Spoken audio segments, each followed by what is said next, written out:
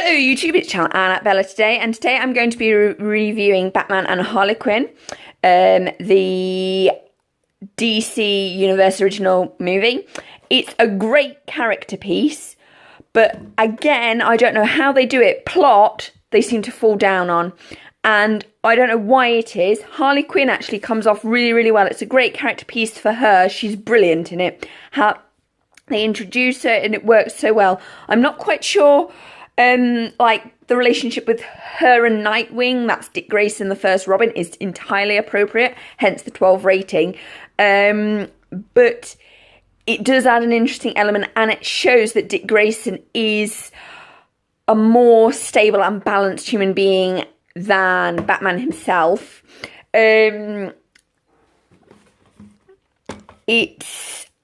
got a great premise that Poison Ivy and Jason Woodruff, who's a dryad, are going to basically turn all the human beings into vegetable people.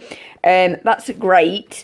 And Batman decides that him and Nightwing need to get Harley Quinn to help them. Great premise. There's some wonderful stuff with Harley in the city. We deal with the Joker pretty quickly in it, actually, because she uses low-grade Joker venom and says that's the only good thing that she got out of their relationship. So he's kind of dealt with where they are straight off. And that's the thing, when you have either the Joker or Harley Quinn in a story, you have to establish where the other one is before you can move on with the plot, and they did that really well. With Harley, it was like, yes, I got the Joker venom, and low-grade Joker venom, and that's the only good thing I got from that relationship. Done, dusted, and we can move forward. And it's the same with him when they're alone. When they're together, you've not got a problem. But that's one of the things. The set is really well presented. It's a limited edition gift set. This is a Blu-ray and digital download as well. It features the old Batman animation from the Batman animated TV series animation that most people who grew up during the 90s will remember. It does come with this cute little Harley Quinn figurine. I just get her out in her classic costume. So there's her number, made in China, promotional number. There's the number on the bottom. Here she is. And it's pretty cool. So this is The Killing Joke, which is 15, and it features Mark Hamill doing his Joker voice, and you also get a figurine of the Joker in there as well. So that's quite cool. So there's Harley. It was incredibly funny, actually. So that's the figurine that you get. I just thought I'd show you that because her classic costume is so wonderful. It's sexy, but yet modest, but yet athletic. It's brilliant. Wonderful design. Nothing beats a classic, in my mind. So this is the Blu-ray and digital download box. Special features: the Harley effect, Lauren Lester in his own voice, plus a sneak peek at DC Universe's next animated movie, which is Batman Gotham by Gaslight, and 2 bonus cartoons, which I've not watched. So that's kind of cool. It's probably going to be Joker's favour, I suspect, because that's her first appearance within the DC Universe. It was enjoyable. I really, really enjoyed the appearance of a certain character right at the end. I felt that Batman was the stick in the mud in this because there was clearly, he did need to make a deal with Harley Quinn. Harley Quinn was not just going to go after Ivy for the good of the universe. And I feel that Batman not making the deal and not speaking up for her parole was a sign of weakness on his part, because justice is only as good as the people that deal it out, and there can be no justice without mercy. So he's such a stick in the mud. There were things that weren't okay with this. Harley Quinn was wonderfully done. Ivy was wonderfully done. I just felt that some of the story, we spent some time in the bar, though it was fun. I was like, how is this working the plot? The voice of Harley Quinn was a shame. Kevin Conroy was Batman. The voice of Harley Quinn wasn't what I was expecting, because I'm used to sort of Tara Strong and Arlene from the originals, and Tara does a good Harley Quinn high-pitched voice.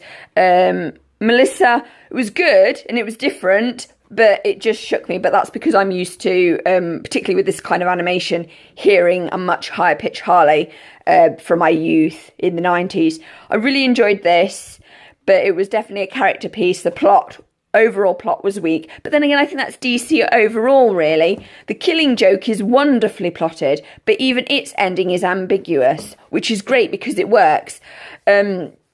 Sometimes I think DC has got such big characters that it struggles to put them in a plot because the characters over-dominate the story. If you have like nine DC character archetypes together, you then have a great difficulty putting them into a plot because of how DC works. They don't like to kill them off. They like to bring them back and keep bringing them back, which means that any resolution to the story is going to be weak because you have to give each character a get out clause so that they can come back and cause more mayhem next time. Batman is the constant, as is the Joker. Harley Quinn is sort of, she changes. She's fickle, but in this you understand why she changed, because she had to do that, otherwise Ivy wouldn't have thought that she was on her side. So I think that Batman underestimates his enemies significantly, even though he does defeat them, but his indomitable will is actually a character flaw. Nightwing is a much more sane and balanced character in comparison to both Harley and Batman. But actually, Harley's more human than Batman is, which is kind of scary on so many levels. And it's the same with Wonder Woman and Superman. They're more human than he is. He's so straitjacketed in himself that it's a problem, I think. But overall, I'm going to give this 4 out of 5. It was fun. It was quirky. It was everything I'd expect from Harley Quinn. She didn't disappoint. The plot, there were some holes. It struggled at some point. Sometimes I felt it jarring because we went from the city to this bar and then to the forest and swamp, and it just sort of felt, we don't really see those environments within Gotham, and because they use the old style of animation, I felt that it was I don't know. I just felt that it felt like more sort of set pieces, like little scenes, like this is the city bit, this is the out-of-town drive bit, the road trip bit, this is the swamp bit. It didn't feel like a cohesive story overall, even though it was, but it just didn't feel that way. Argos made a feature, and I'm not talking about the shop, I'm talking about the actual agency, which was unique because I think the way DC are using Argos, they're using Argos as the glue that glues everything together, which is really kind of cool. But this does mean that the Muggle government or the non-metahumans have a hell of a lot of power, which is interesting, and it does mean that Batman himself, like Superman, Wonder Woman, and all these other superheroes, supervillains, and other metahumans are being manipulated by their own government, and that gives them a whole lot of power. And I'm not sure if I'm quite comfortable with that overall, because it also means that Lex Luthor is a pawn of the government and Batman and everybody else is. So it means that the continual cycle of behaviours that we're locked in keeps repeating.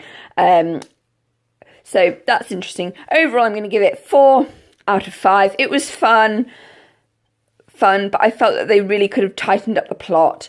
But I think that speaks volumes about all DC, really. Killing Joke is 5 out of 5, even though there was the romance that nobody particularly wanted, which was the whole Barbara Gordon Batman romance. But that is actually hinted at in The Return of the Joker, and it's one of the reasons why Dick Grayson goes off to college, but Barbara stays behind in Gotham to be Batgirl. And it is there. It's just that we've never had that as a focus before. Anyway, back to Batman and Harley Quinn. I give it 4 out of 5. Harley Quinn didn't disappoint. And actually, Nightwing didn't disappoint. Nightwing was a fun character. Batman felt really jarring. He did feel somewhat out of place in this story, I will have to say. Ivy was good. Harley's and Ivy relationship is always wonderful to see on screen. Jason Woodruff was cool, and it was always cool to see Swamp Thing. So overall, yeah, 4 out of 5. Please like, comment, and subscribe. And yes, this year Harley is officially 25 years old, which means she's 1/3 of the age of the Joker. So happy birthday, Harley! Bye!